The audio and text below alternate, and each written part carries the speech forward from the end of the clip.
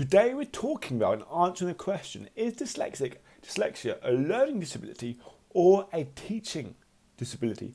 I really hope we enjoy this episode and dive into it and kind of understand the psychology and the mindset behind why I'm saying what I'm saying. Anyway, guys, please subscribe, please comment, and do help this out. If you would help other people.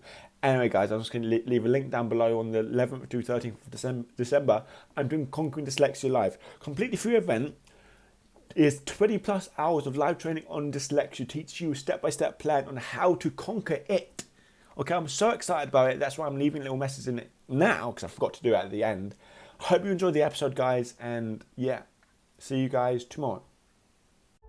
So the big question is this: how can dyslexics like us create a place, a community, a tribe where people at any stage of life can come and solve any challenge, amplify their strengths, and ultimately help them become who they were meant to be? Or in other words, conquer their dyslexia. That is the question, and this show is the answer. My name's Theo Goff, and welcome to the Conquering Dyslexia podcast. What's happening, guys? Today we're going to talk about, is dyslexia a learning disability or is it a teaching disability? Now, I think that, well, when we come to say, okay, what is it? Is it a learning disability or is it a teaching disability? What's the actual answer in this? Well, first of all, I don't believe dyslexia is a learning disability at all.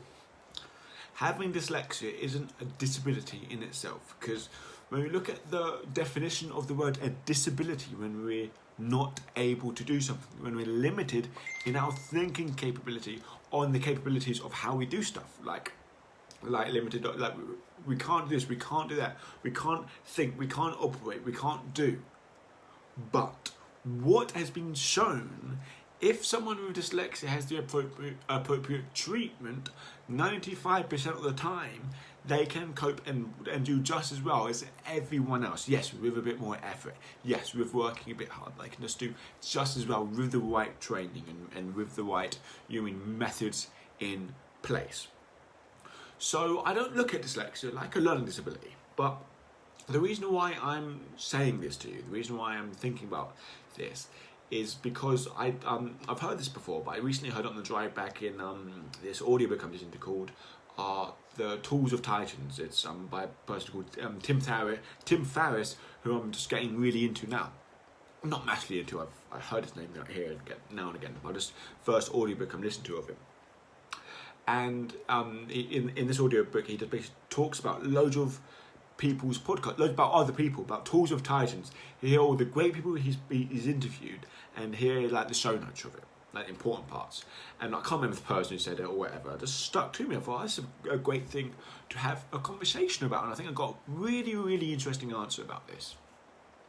And the answer I go about this in terms of, it's about taking responsibility, and I always talk about this. You might go, oh no, here's Theo Goff talking about responsibility again. But hear me out, because let me ask you a question. What would make a great teacher? What would make a great teacher? Now, from my experience, what makes a great teacher is when they're teaching and the child's not getting it, or when they're teaching and the child gets it too easy.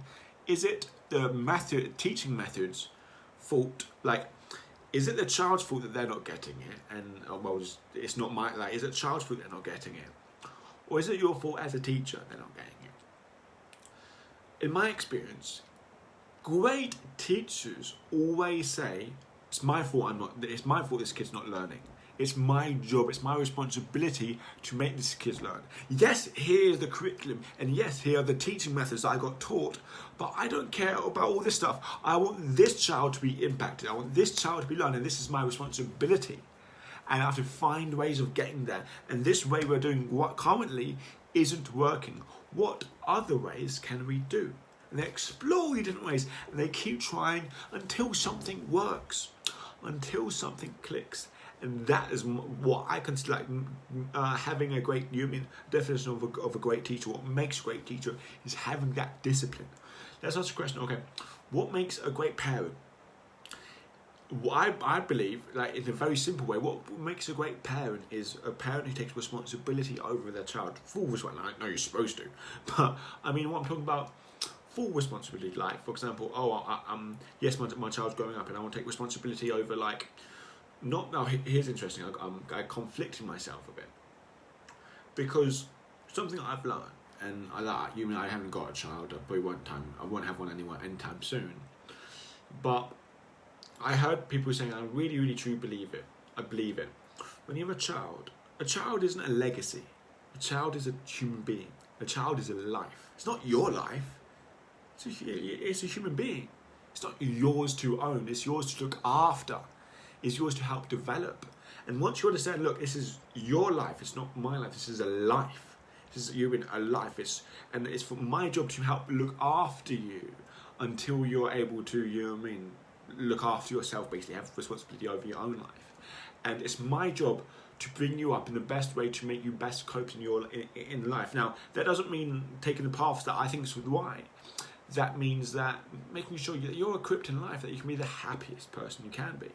And of course, when you have a child, things just don't go to plan all the time. You know what I mean? I'm getting into realms here that I don't really know or not really like an expert in. So, but the point I'm making is that I feel I have to take. What makes a great parent is a parent who takes responsibility over their child. Because what my mum learned with me with my dyslexia, and terrible dyslexia, school was doing their best, but the best wasn't good enough. And what my mum learned is that she had to take full responsibility of my learning. And I think the biggest mistakes that you parents of kids who are struggling is that the parents and the schools sort of like say and the parents trust the schools. Now, if I'm a parent, trust doesn't go into it. Like, this is my child, it's my responsibility. I want to see if you're doing your job. And yes, it's going to be a ball wait for the school. Of course it is. But honestly, if you're doing your job, and that doesn't mean watching every single movement, but it means making sure that child's getting the support they need. It's your responsibility as a parent. And so, so this is what my mum learned, is that it's up to her to do it, up to her to get me the help, not up to the schools. It's up to her. Now let's flip it back around. What makes a great school, in general? And in general, it's like when the leader takes responsibility. So, okay, when the school takes responsibility over their child, yes, they follow legislations, but they go the extra mile to make things happen. Make things happen there and make things moving forward, and don't point the finger.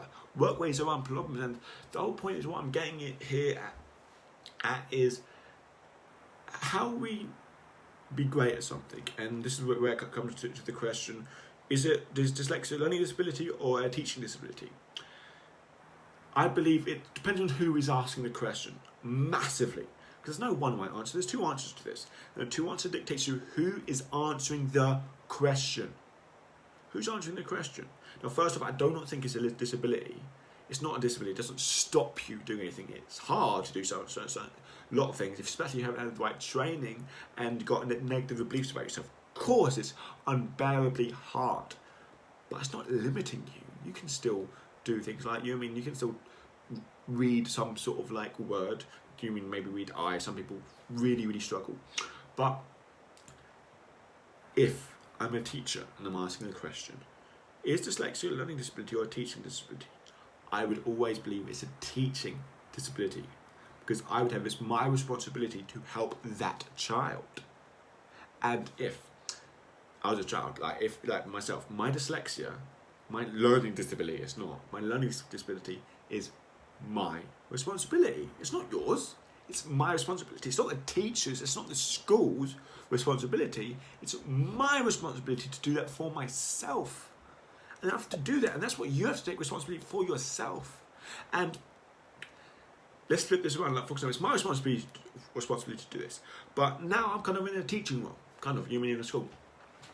Now, the biggest advice I give to kids is they have to take responsibility over their actions, over their results in learning. That's what they have to do. But in the back of my head, I'm thinking, I've got to take responsibility for their learning, because that's my role. The best way I can be is to be responsible for your results and changing whatever I can do to make that.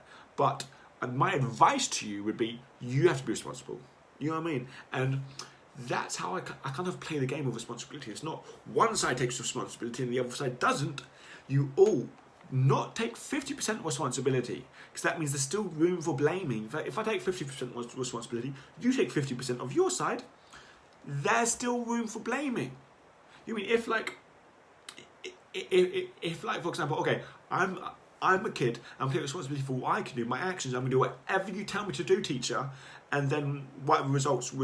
And the teacher's a bad teacher. The teacher doesn't give you the right things, or whatever, and you don't learn, you don't pass the test, you don't do the thing, you don't do that, and then you start pointing fingers at the teacher saying, I took responsibility on my side, you should take responsibility over yours. That's not how this game is worked. This life is worked by you taking full responsibility over your own self. Saying, my teacher's rubbish. I know my rubbish. I know I'm not making progress in this. What else can I do to get my result I'm after? What else can I do to conquer my dyslexia, to be confident, to learn that thing?